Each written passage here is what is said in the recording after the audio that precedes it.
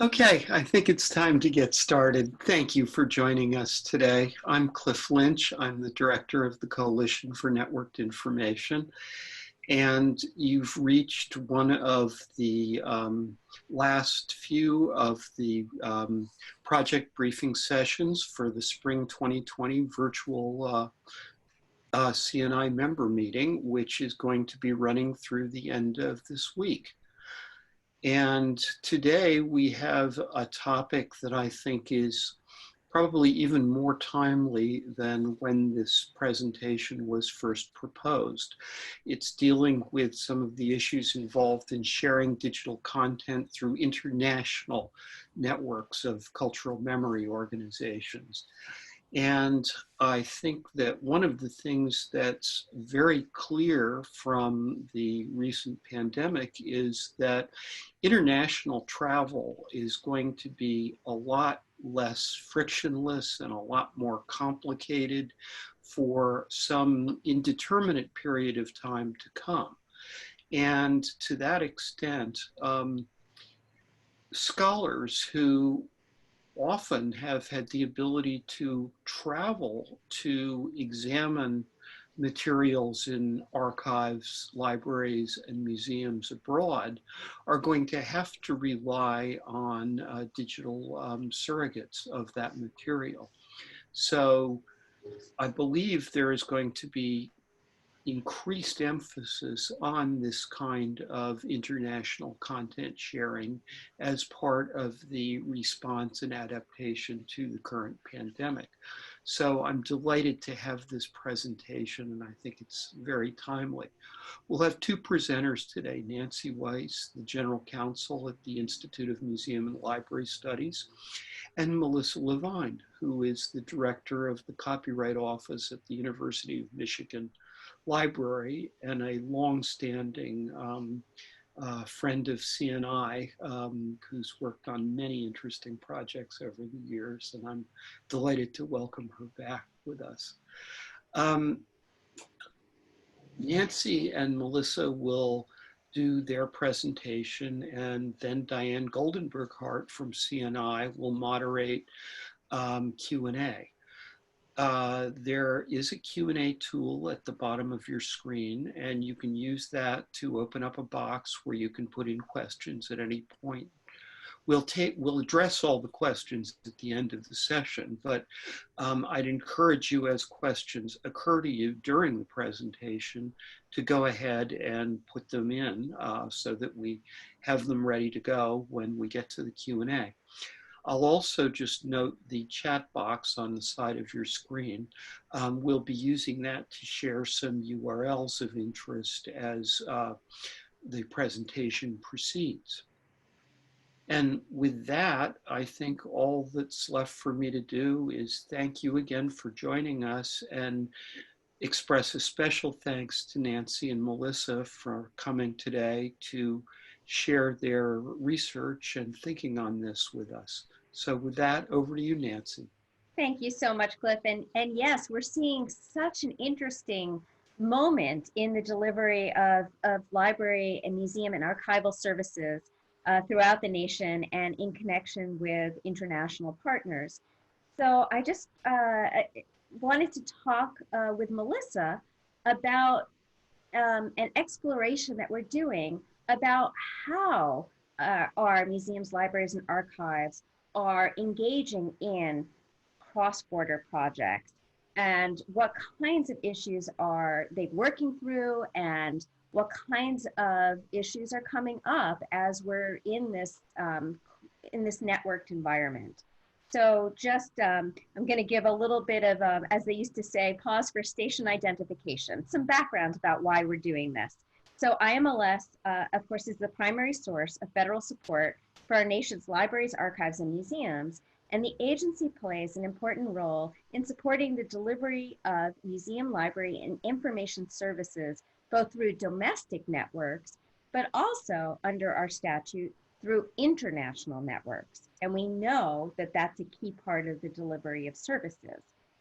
By law, the director of IMLS has primary responsibility in the federal government for the development and implementation of policy and practices to ensure the availability of museum, library, and information services adequate to meet the essential information, research, economic, cultural, and civic needs of the people of the United States.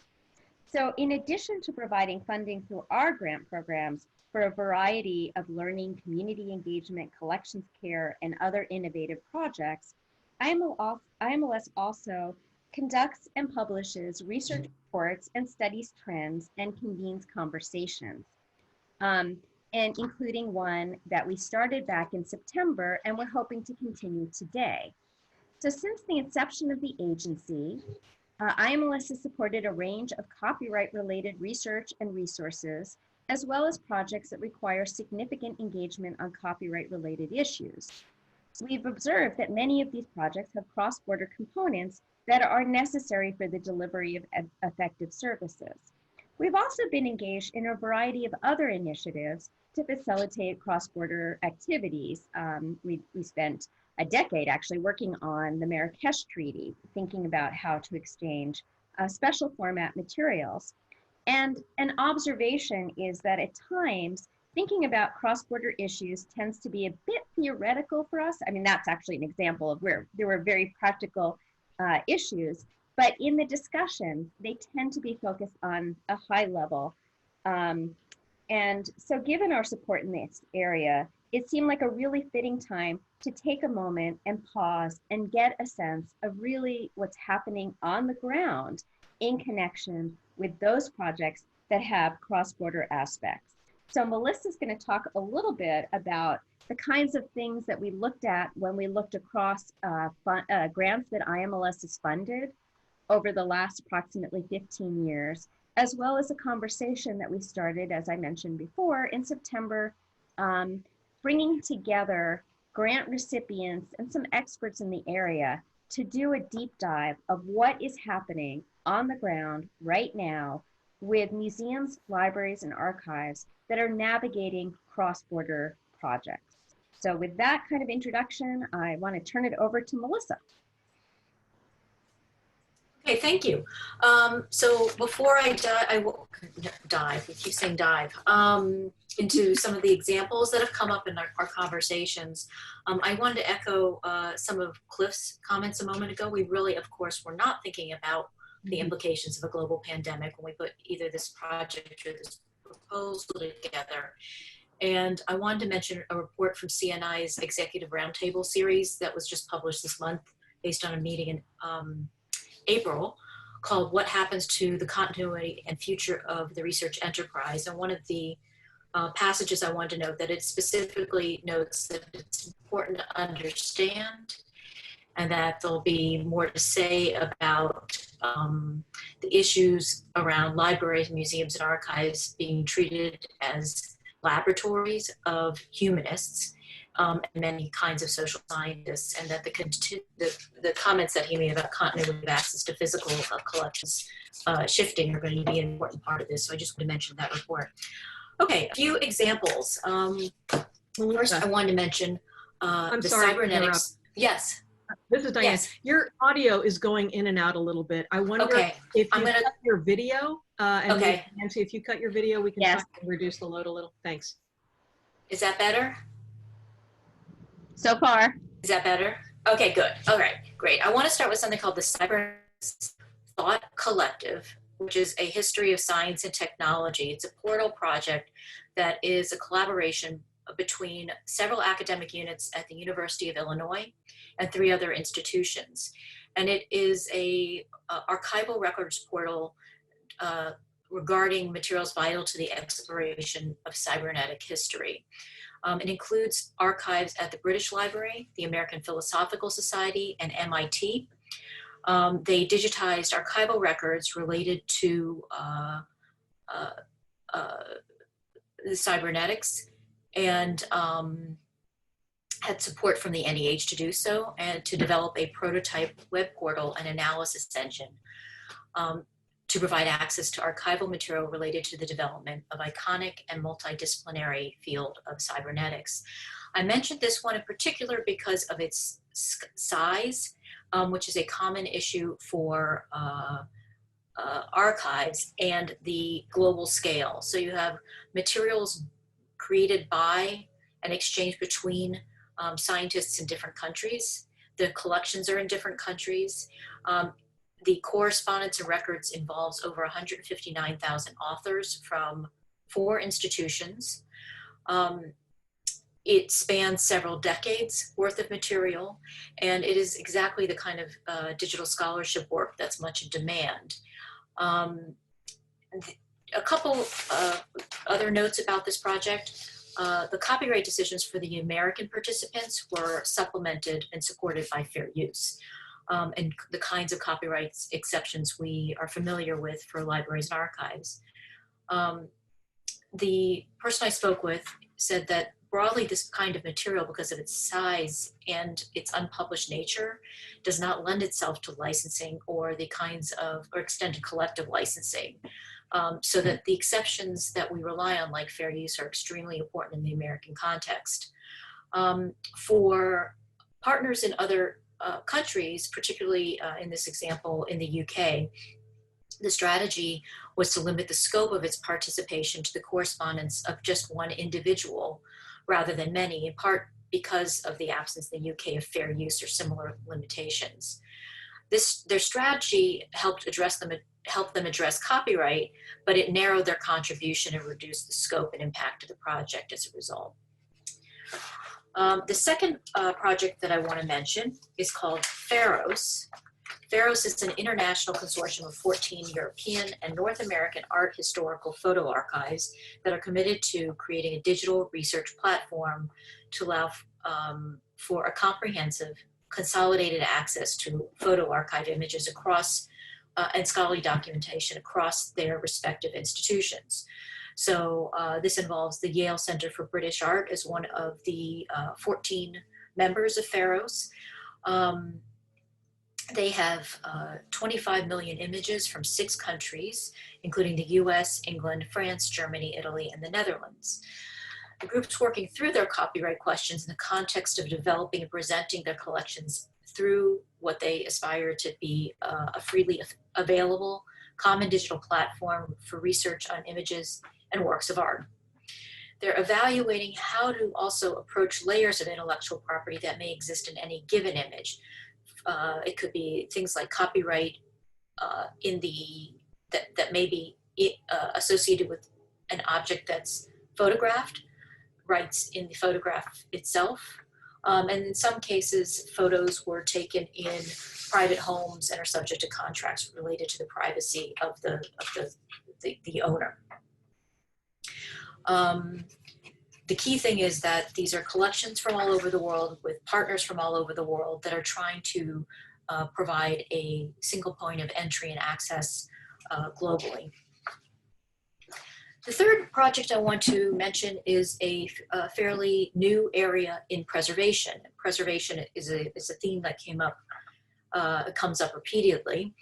In particular, this is the Software Preservation Network, or SPIN. The preservation and international differences in copyright law were a common concern in many of the conversations that we had. For SPIN is a coordinated, distributed effort to ensure long-term access to software through community engagement, infrastructure support, and knowledge generation.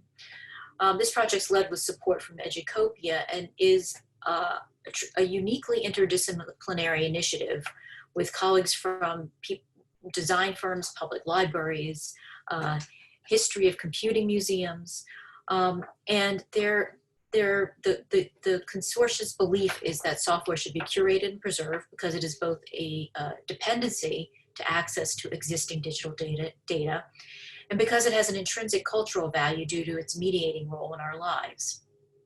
It is also critical information infrastructure. The interdisciplinarity of the project is reflected by its participants, who include everything from legal scholars and practitioners to digital preservation specialists, metadata specialists, data curators, digital conservators, knowledge managers, archivists, software developers, and data journalists. SPIN is interesting to me because it fills a particular vacuum in preservation policy and practice. Um, the participants are primarily American. There is one Canadian member. And software preservation, and for most preservation actually, requires making copies to get software off of fragile and outdated media. In our conversations about SPIN, we see that contracts and licenses are perceived to have a negative impact on preservation concerns. In other words, software licenses are perceived to prohibit copying for these kinds of purposes, whether they do or not. I want to mention briefly rightstatements.org and Out of Copyright, which is an EU project. Rightstatements.org is an effort to bring together experts from around the world to design stable URI to describe the copyright status or copyright information of particular objects or collections. With the idea that this is geared for the cultural community and is meant to facilitate use and reuse. These are not licenses. It's not like Creative Commons. They don't grant any rights. They merely describe the project. And I mention this because there's a growing, this started as a transatlantic initiative and is growing to participants from around the world and has increasing uptake. The last one in this series that I wanted to mention was Out of Copyright. This is a sort of a duration copyright calculator that was available from the European Union, published in 2011 by Europeana. Because of changes in the EU copyright law, it's been tabled for now. And I mentioned this because it's a terrific project, but it evidences that one of the challenges of having simplistic tools that are also subject to changes in the law over time. Okay. Final two examples I want to mention are from the Digging into Data grants made available from the NEH and the IMLS.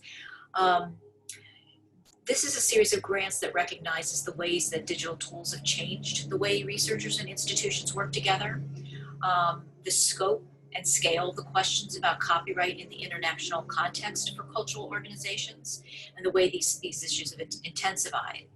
The Digging into Data grants are particularly interesting because they require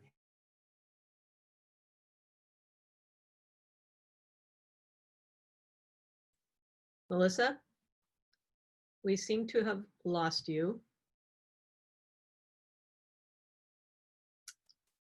Okay. Nancy, can you hear me? Yeah, the Digging into Data projects are really interesting because they actually require international collaboration. And so, you know, they really are the sort of learning lab for a lot of the issues that we've been talking about. And I think in terms of what Melissa might want to say about this is that, oh dear. Am I still on? Yes, you are on. And I will launch the slides. Give me just 1 second. Oh, okay. Is Melissa back? Okay, in any event.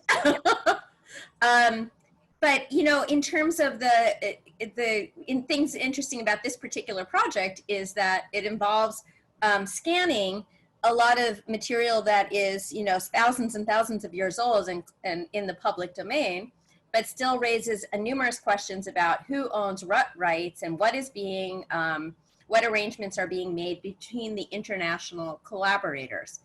I'm afraid I don't know where we're going next. While we're talking, I think, you know, we really are beginning to see some general trends. And one is that these international collaborations, although we've sort of been in this space for some decades now and are getting there even more, we are finding institutions very reluctant to take them on because they do require some complex analyses of of intellectual property and copyright rights. So there are some institutions that have told us that they just haven't been able to be successful with some of these projects. As an agency, IMLS has actually been putting a lot of support into developing a variety of toolkits and also building the capacity of museums and libraries and archives to carry out the kinds of analyses that are necessary. And what we've really seen is that this is a moment perhaps to amplify some of those materials. But we are somewhat concerned about the frustrations that people are having, because obviously this is limiting the capacity to engage in museum, library, archival services. I think one thing is that we do have a call for this community, which is we would like to know more about any projects that you're working on and the kinds of issues that are coming up.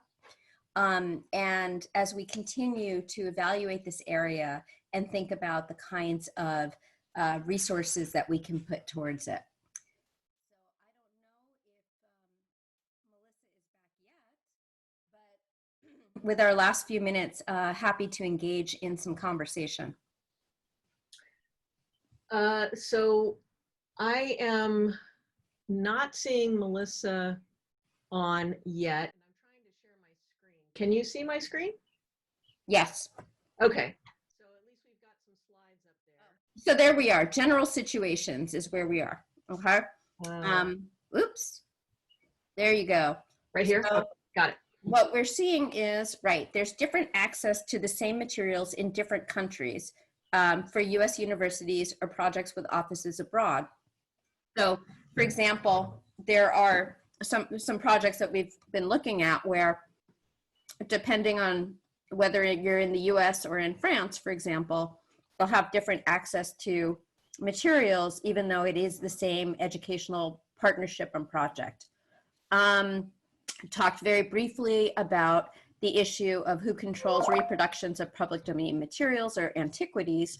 And we're also seeing where there are some different types of gaps in the ways that countries treat museum, library, and archival services. So, you know, we are continuing to be in that place where we really are trying to develop some of the best practices and resources. But again, you know, we're going to be in this environment. Melissa says that her internet is in and out. Oh, okay. Okay, but at least she is chatting. Yeah. So, Melissa, I think I tried to channel you a little bit. But again, we think that we're at the beginning of this, and we really would like to have as many examples as we possibly can, because we are beginning to see some trends that we think are really important to address with very specific examples where possible.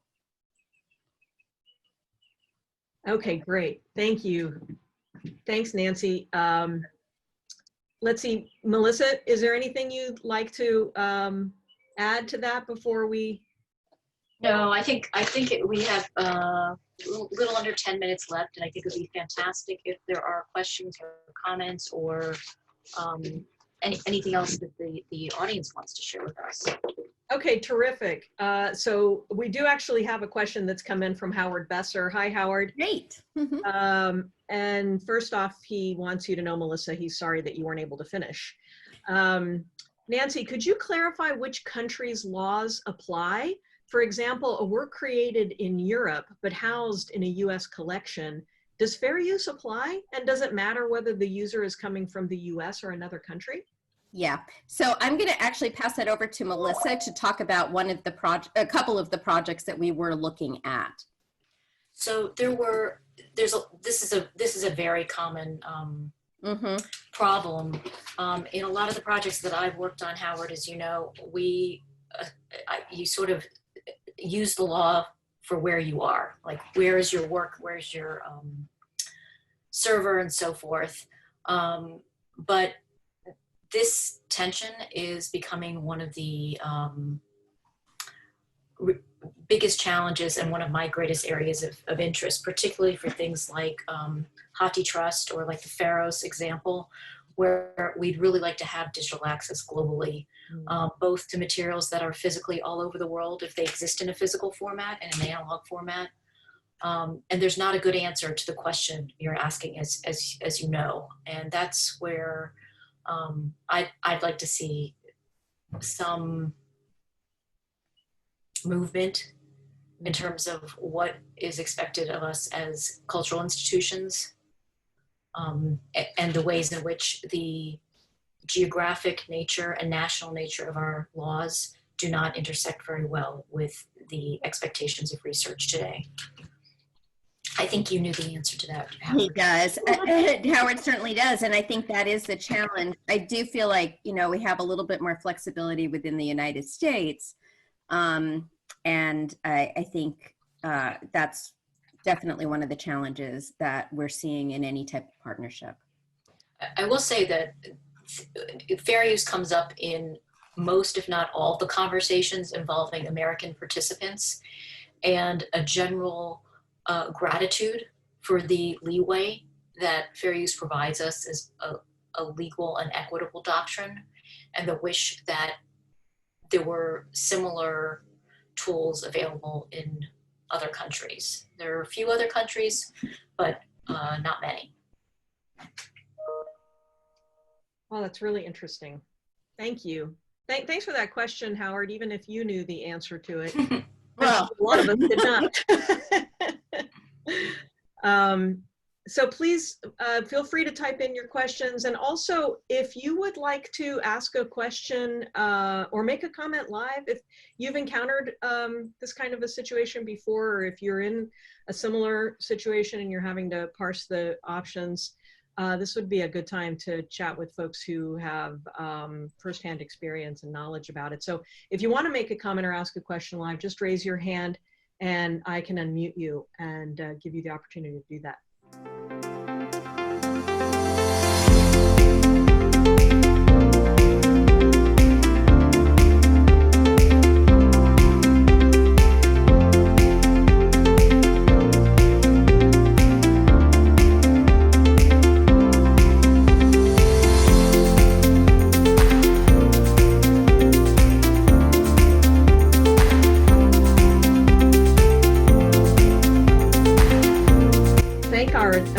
Presenters for being here and sharing this really interesting information with us, and thank our attendees for being here. And